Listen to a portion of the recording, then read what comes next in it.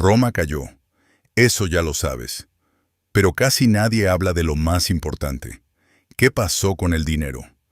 Imagina decenas de millones de personas viendo cómo 500 años de civilización se evaporan en una sola generación. Fortunas construidas durante siglos desaparecen. Ahorros guardados en monedas de plata se vuelven basura. Los fondos de retiro de soldados que sangraron 25 años en la frontera quedan en cero. Y aún así, algunas familias salieron de ese colapso más ricas de lo que habían entrado. Las protegieron 4 activos, 4 cosas concretas que no solo mantuvieron su valor durante una de las catástrofes económicas más brutales de la historia, sino que además transfirieron una enorme riqueza a quien fue lo bastante inteligente como para tenerlas. Uno de esos 4 activos es algo que cualquier asesor financiero moderno llamaría una locura, algo peligroso, irresponsable, casi suicida. Los romanos que lo tenían no solo sobrevivieron a la caída, se beneficiaron de ella. Para entender qué sobrevivió, primero hay que entender qué mató a la economía romana. Porque Roma no murió solo por los bárbaros, murió primero por su dinero. El denario, la moneda de plata de Roma, el pulso económico de un imperio que iba desde Escocia hasta Siria, bajo Augusto, tenía cerca de un 95% de plata pura.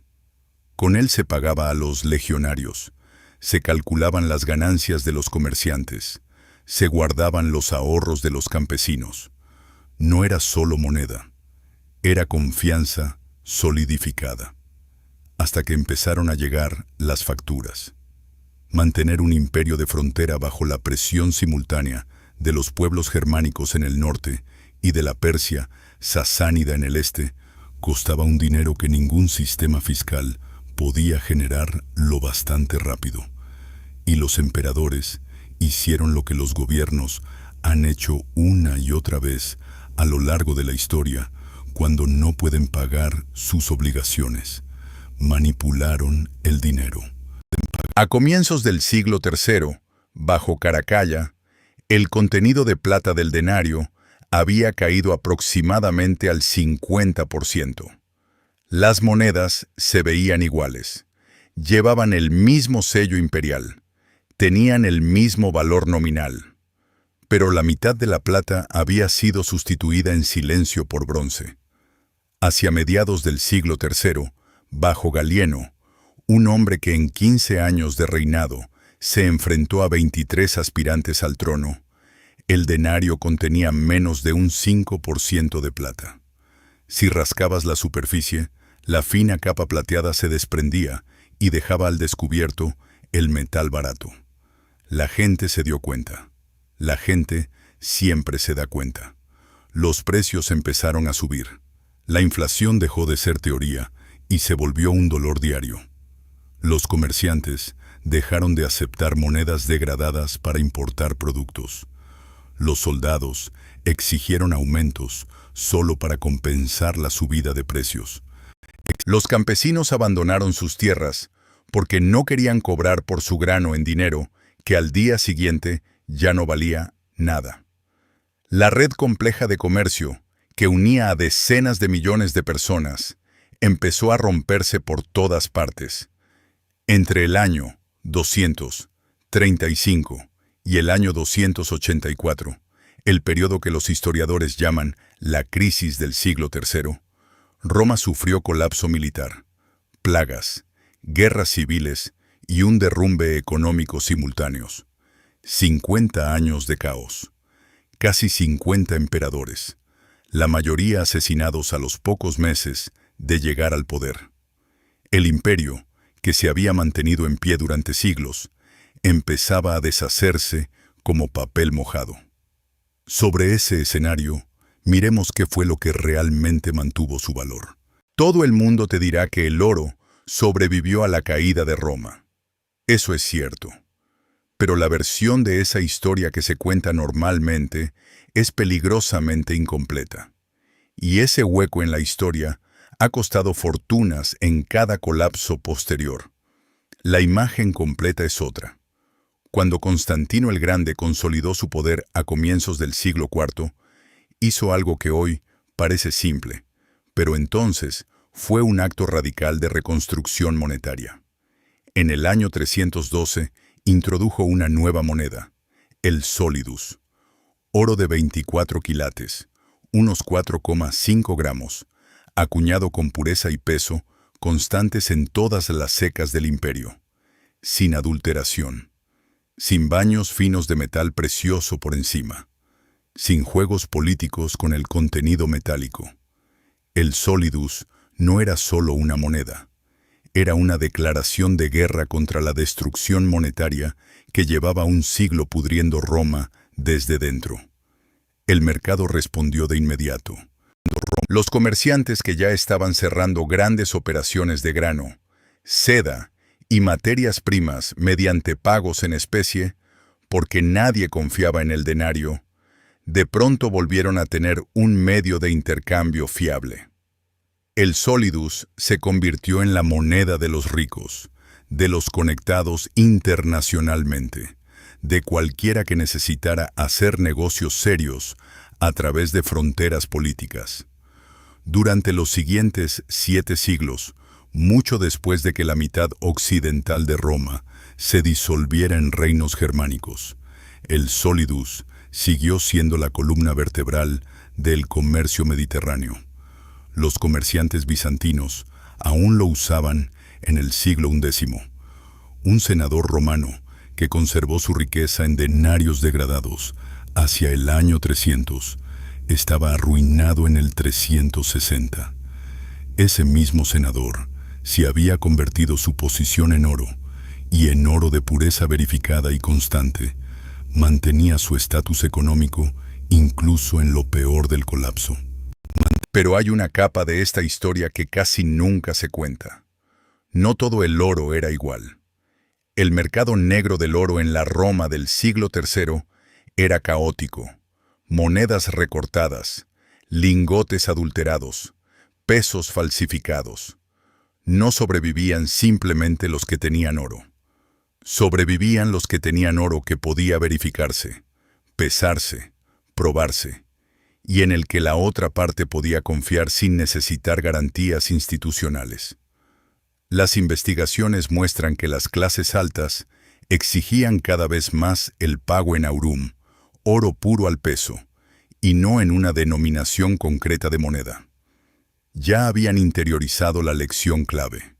La moneda era un instrumento político sujeto a manipulación. El metal era el verdadero depósito de valor.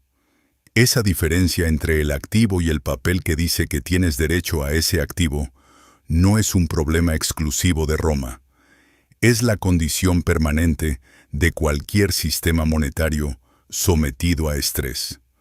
Roma no nos enseñó que el oro es seguro. Roma nos enseñó que lo que no se puede diluir, no se puede devaluar. Para un espectador hispanohablante, esto no es una abstracción. Es casi una copia de lo que se vivió en Argentina en 2001, cuando congelaron los depósitos y el peso dejó de ser el peso, y en Venezuela, donde los bolívares de papel ardían más rápido de lo que se imprimían. La inflación galopante y la devaluación siempre destruyen las promesas, pero no los activos que no pueden falsificarse. Aquí viene la parte más incómoda y paradójica de esta investigación. Durante la hiperinflación romana, la deuda se convirtió en un activo. Es el punto del que casi nadie habla, aunque los historiadores financieros lo tienen documentado desde... Imagina a un terrateniente romano que toma un préstamo de 100.000 denarios en el año 200. En ese momento, esos 100.000 denarios representan una fortuna real, suficiente para adquirir una finca agrícola productiva. Para el año 280, esos mismos 100.000 denarios alcanzan para comprar lo que en el 200 valía unos pocos sacos de grano. El contenido de plata del denario se ha desplomado más de un 90%. Los precios han subido casi en paralelo. Y el contrato de préstamo, en el papel sigue poniendo 100.000 denarios. Y eso es exactamente lo que el deudor tiene que devolver. Solo que ahora, esos 100.000 denarios representan una fracción mínima del valor real que tenían cuando se concedió el crédito. El deudor devuelve el préstamo con dinero prácticamente inútil. El acreedor, que prestó en denarios cargados de plata, recibe de vuelta monedas de bronce con una finísima capa plateada.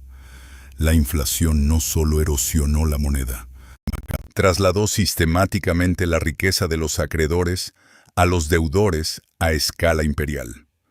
Cada obligación de deuda fija, nominada en denarios, se volvió progresivamente más barata en términos reales a medida que la moneda se hundía.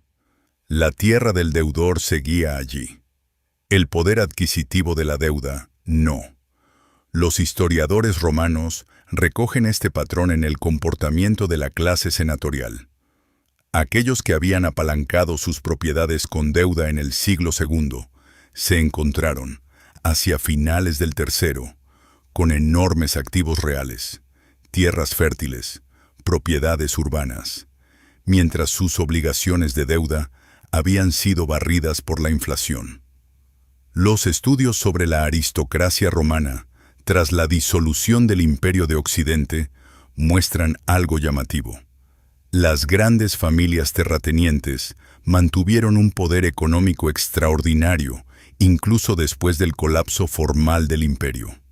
No solo sobrevivían, negociaban con líderes visigodos y francos desde posiciones de fuerza. Su ventaja como deudores les dio algo más valioso que ahorros líquidos, activos reales, casi libres de cargas, que antes eran asfixiantes. Este mecanismo ya se había repetido, con una precisión matemática, en la hiperinflación de Weimar en 1923. Los industriales alemanes que habían tomado grandes préstamos para construir fábricas, los pagaron con marcos que no valían ni el papel. Salieron de la hiperinflación dueños absolutos de capital real, mientras sus acreedores, ahorradores, tenedores de bonos, jubilados, quedaban económicamente aniquilados. La inflación galopante no es solo un impuesto, es un mecanismo de transferencia de riqueza, y esa transferencia casi siempre va en la misma dirección, lejos de quienes poseen títulos de papel, hacia quienes poseen activos reales, financiados con deuda en una moneda que se está desmoronando. Para quien vivió en Argentina o Venezuela, esto no es teoría. Las personas con hipotecas o créditos fijados en pesos viejos, que luego se pagan con una moneda ya devaluada, sienten en carne propia ese mundo al revés. El pecador prudente, que ahorra pierde.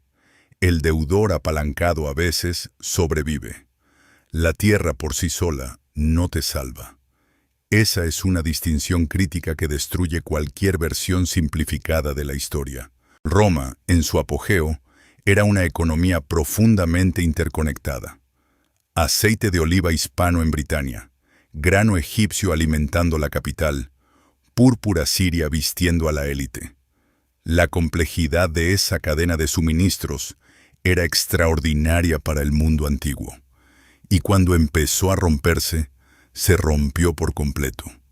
Un propietario cuya finca dependía de esa red, que cultivaba productos de exportación, necesitaba herramientas importadas y vendía excedentes en mercados urbanos.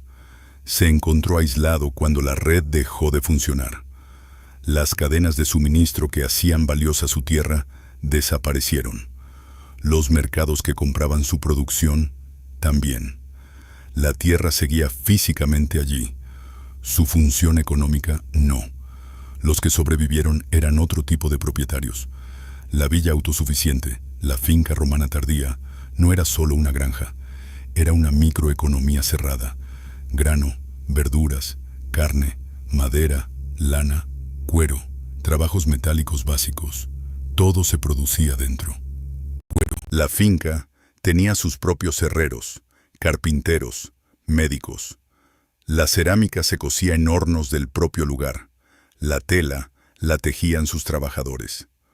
Cuando las redes comerciales se encogieron y rompieron, la villa autosuficiente apenas las necesitaba. Nunca había dependido totalmente de ellas. Los estudios sobre el periodo tardorromano muestran que las grandes villas de Britania, la Galia y el norte de África ampliaron deliberadamente su infraestructura de autosuficiencia durante los siglos III y IV. Añadieron talleres, aumentaron almacenes de grano, diversificaron su producción justo cuando la economía imperial se contraía.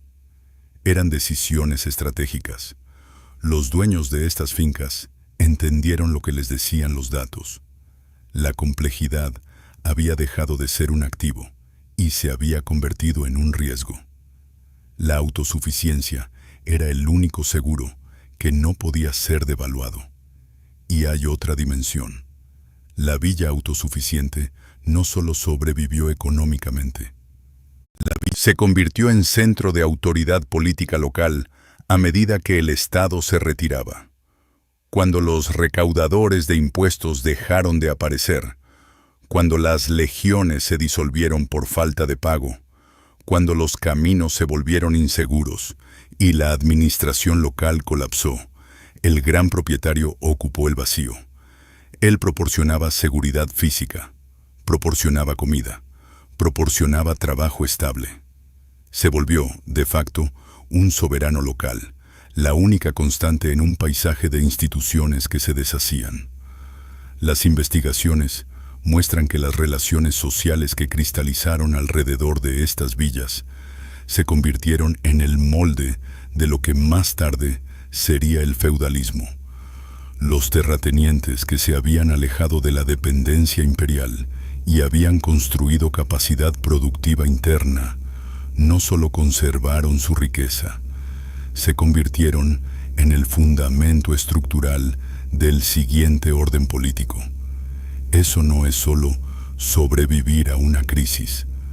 Así es como se ve un activo que no solo aguanta el colapso, sino que define lo que viene después.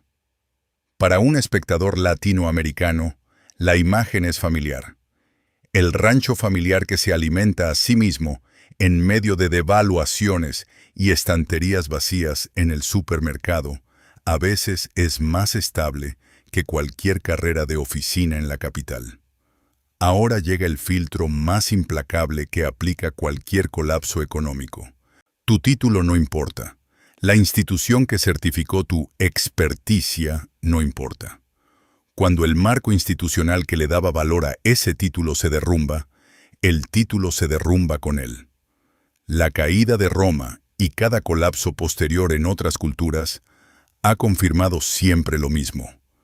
Solo hay dos categorías de capacidades humanas que mantienen un valor de intercambio real cuando las monedas fallan y las cadenas de suministro se rompen. La primera es la habilidad que responde a una necesidad humana inmediata e ineludible. El médico capaz de tratar una infección sin depender de medicinas importadas.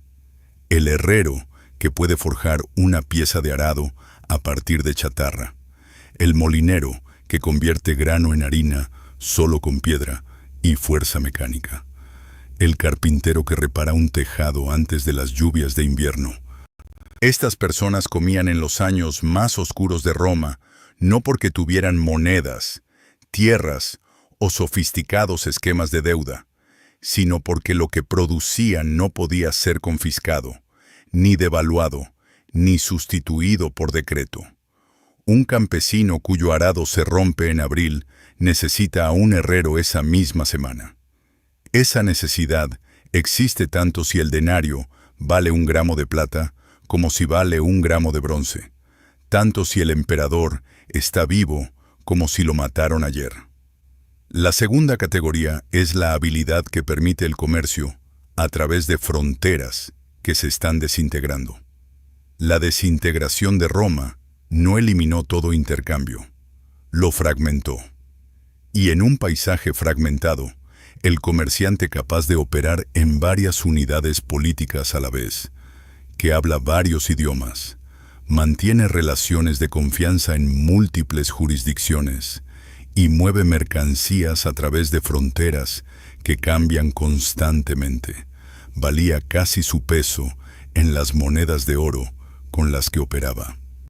Los estudios sobre el periodo tardorromano muestran que ciertas redes comerciales, especialmente en los puertos del Mediterráneo oriental, siguieron funcionando mucho después del final formal del Imperio de Occidente. No a escala romana, pero funcionaban. Sus operadores ya no eran ciudadanos romanos, en un sentido político real. Eran comerciantes con habilidades, relaciones y una reserva portátil de moneda dura. El Estado se había disuelto a su alrededor. Su función económica, no. ¿Y qué pasó con los profesionales cuyo valor era puramente institucional? Los abogados cuya práctica dependía de tribunales de derecho romano que dejaron de existir. Los administradores imperiales cuya paga venía de un tesoro quebrado. Los oficiales de logística de un ejército que se disolvió al dejar de cobrar. Sufrieron. No todos. Algunos se adaptaron y reutilizaron su conocimiento para servir a los nuevos poderes. Pero el colapso expuso con brutal claridad la fragilidad de las identidades económicas basadas en credenciales. Tu valor en un sistema que se está hundiendo es tan duradero como el propio sistema. El artesano, el médico, el comerciante con habilidades portátiles no solo sobrevivieron a la caída de Roma. Fueron quienes educaron a los hijos de la aristocracia superviviente, quienes trabajaron en las villas que se convirtieron en señoríos feudales, quienes llevaron adelante el conocimiento técnico práctico de la civilización romana a través de los siglos que llamamos oscuros. Oscuros en parte porque gran parte del conocimiento institucional se evaporó mientras que el saber artesanal sobrevivió. Los análisis de sociedades en colapso muestran esto con precisión. Las sociedades complejas mantienen especialistas cuya función depende totalmente del mantenimiento de esa complejidad. Cuando la complejidad se derrumba, esos especialistas sobran. Las habilidades que sobreviven son las que funcionan en niveles más bajos de complejidad. Habilidades que siguen sirviendo cuando las cadenas de suministro se han roto, las instituciones han fallado y el Estado se ha fragmentado en señores locales. Roma no preservó su sistema legal, ni su arquitectura administrativa, ni su sofisticación financiera. Lo que sí preservó, de manera imperfecta pero real, fueron sus carpinteros, médicos, agricultores y herreros. Las personas capaces de hacer lo irreductible, lo que mantiene vivos a los demás, sin importar quién tenga el poder político. 4 activos romanos revelan la mecánica permanente de cualquier colapso. El oro sobrevivió, pero solo el oro que se podía verificar, pesar y usar en una transacción directa sin intermediarios institucionales. La reclamación de papel sobre el oro se evaporó. El metal permaneció. La deuda en una moneda en colapso sobrevivió, no como carga, sino como un mecanismo oculto que transfirió riqueza real de los prestamistas a los prestatarios. La tierra autosuficiente sobrevivió, pero solo la tierra que había cortado deliberadamente su dependencia de la complejidad que la rodeaba. La villa capaz de alimentar, vestir y refugiar a su gente, sin depender de redes de comercio ni de cadenas de suministro imperiales, no solo soportó el derrumbe, se convirtió en el núcleo de lo que vino después. Y las habilidades insustituibles sobrevivieron. La capacidad de cubrir necesidades humanas fundamentales cuando todo lo demás se ha caído. 4 activos, todos anclados en un solo principio que Roma escribió con sangre y con monedas de bronce recubiertas por una delgada máscara de plata. Lo que sobrevive a un colapso no es lo que el sistema más valora en tiempos de prosperidad. Sobrevive lo que no se puede falsificar, no se puede diluir y no se puede volver redundante cuando el sistema mismo desaparece. Los emperadores romanos creían que podían imprimir la salida de su crisis acuñando más monedas con metal de peor calidad. Creían que una moneda que parecía plata era funcionalmente equivalente a la plata. Creían que la escala y la complejidad de su imperio eran la prueba de su permanencia. Pero la complejidad resultó ser la vulnerabilidad. Y la escala hizo que el deshilachado fuera más rápido, no más lento. Y aquí está la idea con la que deberías quedarte, si conoces de primera mano el corralito, los controles de capital y las colas en el supermercado en plena inflación galopante. Hoy, cualquier sistema financiero moderno es más complejo que Roma en su apogeo. Cualquier moneda actual está más desligada de valor tangible que el denario más degradado. Cualquier cadena de suministro moderna tiene más puntos únicos de fallo que toda la red comercial romana.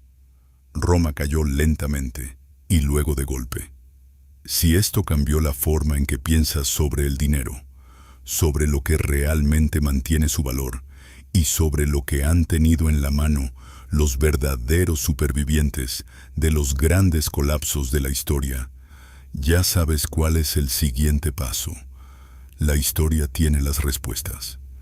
La cuestión es si estás dispuesto a mirarla como una escena del crimen y no como una bonita leyenda.